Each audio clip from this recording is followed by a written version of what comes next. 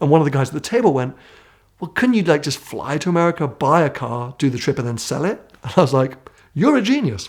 We should be friends.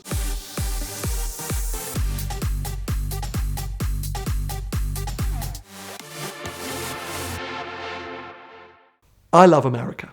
I've always loved America. I have like a fascination with the US and probably should have moved here at some point. Just never the stars never aligned for me. So any excuse that I can find to spend time here, I, take. And one thing which I've always wanted to do is drive across the country.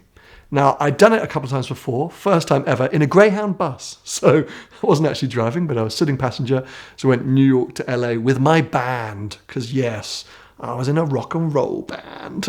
And I would say that we were on tour. We weren't on tour. We had booked a few open mic nights, some in New York, some in LA. So yeah, we took the Greyhound bus in between. And then more realistically, in 2019, when I did this big round the world trip, the US leg saw me drive across the country, kind of zigzagged from west to east in my 911. But I just wanted to do that kind of straight across the country drive. I kind of always mentioned it to people. And I was working with a bank in Europe called Swissquote Bank Europe. And they're all car guys, right? So I'd done some investments with them and we were just catching up with coffee one day.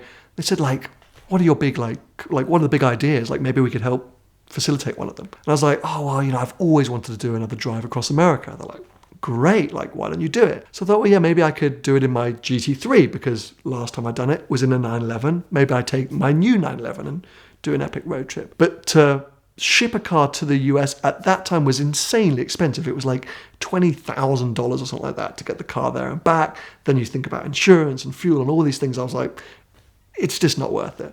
And one of the guys at the table went, well, couldn't you just fly to America, buy a car, do the trip and then sell it? And I was like, you're a genius. We should be friends. And so there began this kind of concept, this idea of, yes, flying to the US, buying a car, driving it across the country and then selling it.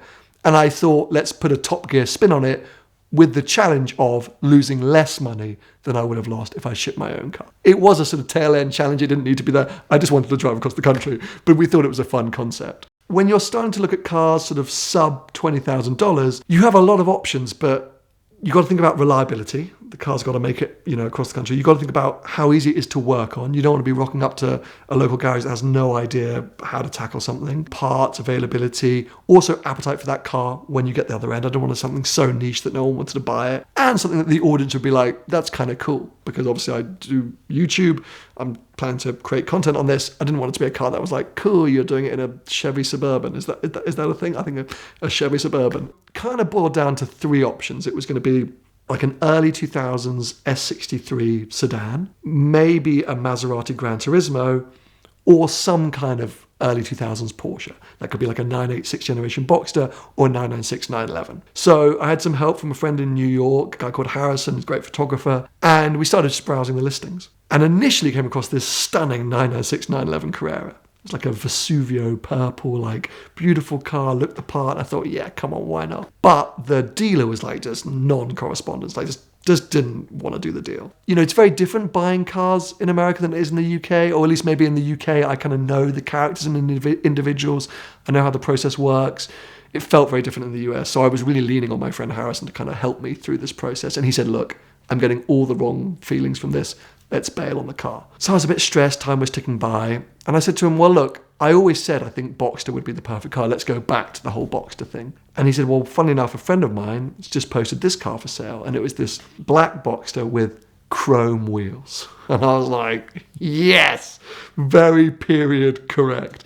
2002 car, I think, so 986 generation, Boxster S, relatively low mileage, looked in really nice condition, and I was just like, I think this is the one, priced at $16,000. I was like, this is our car. Let's go, let's just make it happen. So I did everything sort of remotely, sent all the money, got the car shipped over to Harrison. He took it and said, I don't want to know anything. Just get the car ready and I'll be there in a few weeks. So rolled into New York. He picked me up from the airport. I said, all I need to know is am I driving across the country tomorrow or what's happening? He goes, you're good. We're okay. Little did I know he'd had the car fully paint protected and a full detail and polished up the rims. We'd got fresh tires from Continental. The car was immaculate. Covers came off and I was like, here we freaking go. So embarked on what was actually quite a quick trip, a 7-day trip from New York to LA. I did that because I have family commitments at home, so I couldn't do some month-long road trip. But I knew that I wanted to sort of tick off some big bucket list places, the Grand Canyon, Mississippi River, pizza in Chicago, various parts, good roads in Colorado. I didn't want to literally just sit on the highway the whole way across. So I come up with this itinerary, which allowed for 1 day of wiggle room. In my mind, that was if I wanted to go and see something, or maybe I'd slowed myself down by filming. What it turned out to be, wiggle room for mechanical issues. So off I went, filmed this epic start in New York. I was like buzzing. I thought this is going to be an amazing adventure. The car was perfect. If you've never driven an early Boxster, it is everything you might want or need from that kind of sports car. Perfect weight balance, great power, manual gearbox. So I was honestly living my best life. And the first few days were easy, I had low expectations for kind of like, what would you call it, Mid-East? I've heard of Midwest US, but Mid-East. So sort of Chicago onwards, I thought it's going to be a bit flat and boring. Wasn't. Found lots of things to be inspired by and stop off at. The world's biggest truck stop, which was amazing, and great coffee places. And I was rolling into Colorado, just got past Denver, and I was like, here we go. This is when the roads get good. Going to have the roof down. Going to start doing some dynamic driving.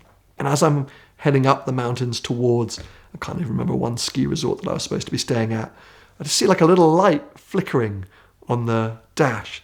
I keep trying to catch it by looking down, and every time I look down, it's gone off again. So I'm like, okay, it's probably nothing.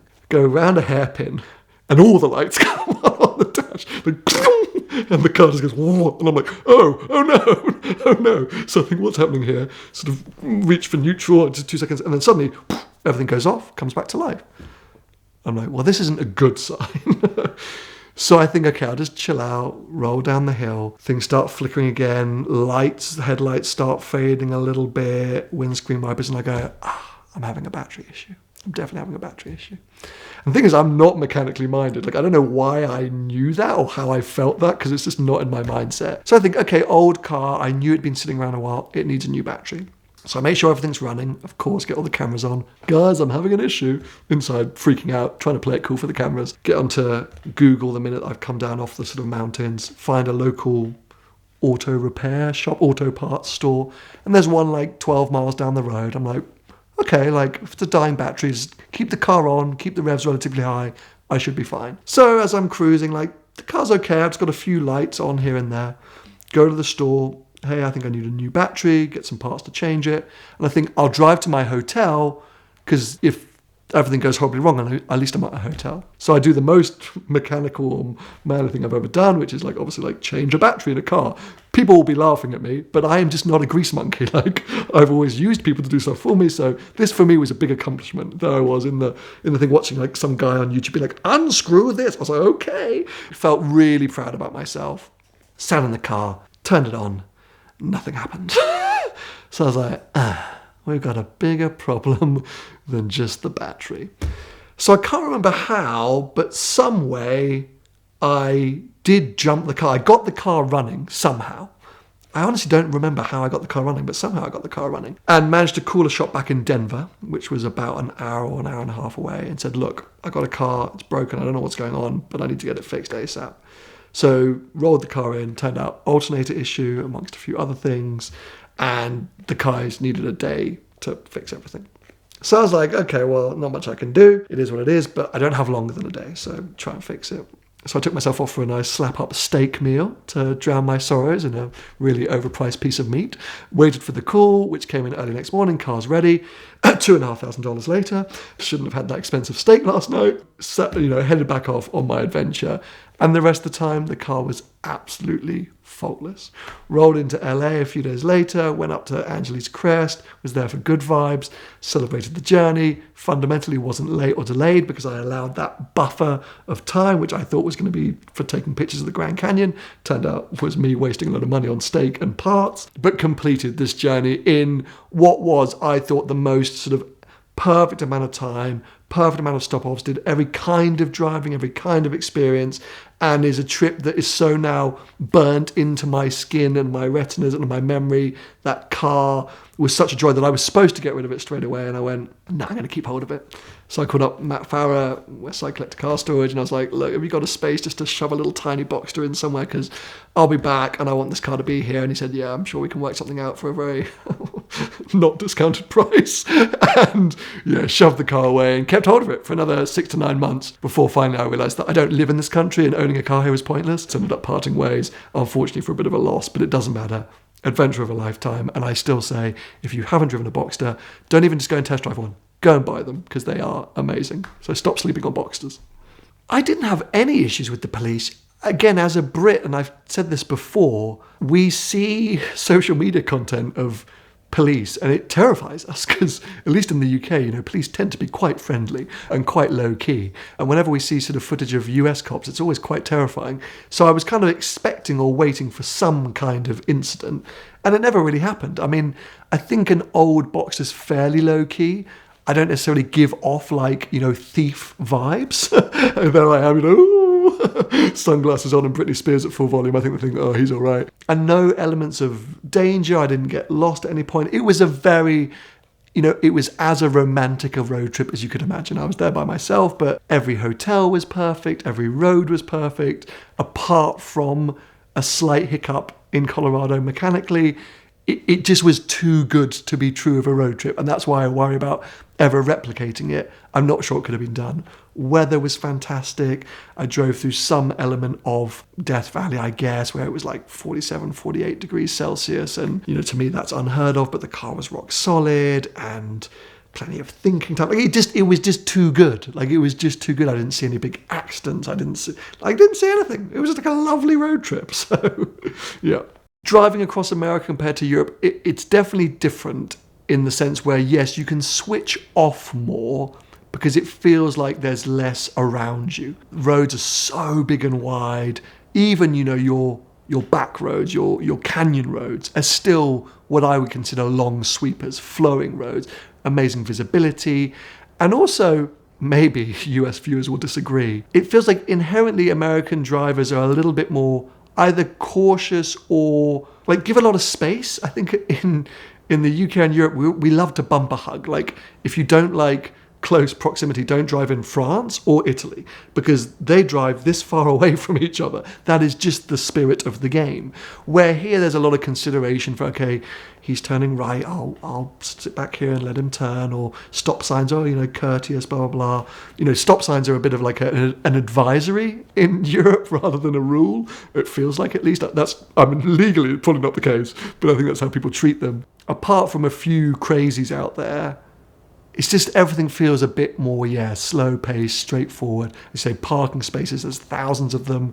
I did something recently at an event with a Chinese company who'd invented software that, you could get your car to park itself using an app and stuff. And their whole pitch to Europe is, these tight European streets and roads where you might park and then you can't open the doors. That is totally a thing. You have to consider a lot of times you will park into a space where you simply then cannot get out of the car. Most of our parking spaces are not designed for cars that are the size that they are right now. Not a problem that you guys have here. Yeah, I would say it's easier, but no less enjoyable driving in America.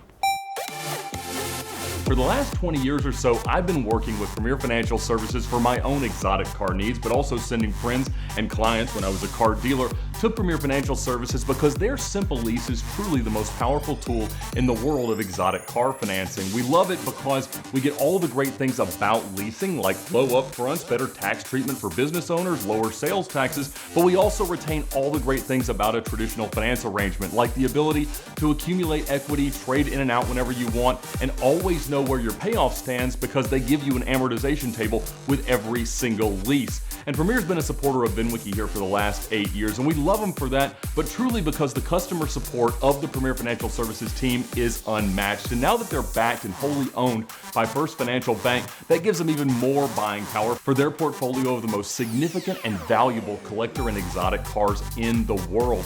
It's also allowing them to create new and more interesting finance options and programs for their clients and giving them much more buying power, which is what everybody is looking for as they go on the search for their dream car. So check out Premier Financial Services right now at the link in the description below to thank them for their support of VINwiki and know that they'll be the perfect supporter of your journey to own your dream car.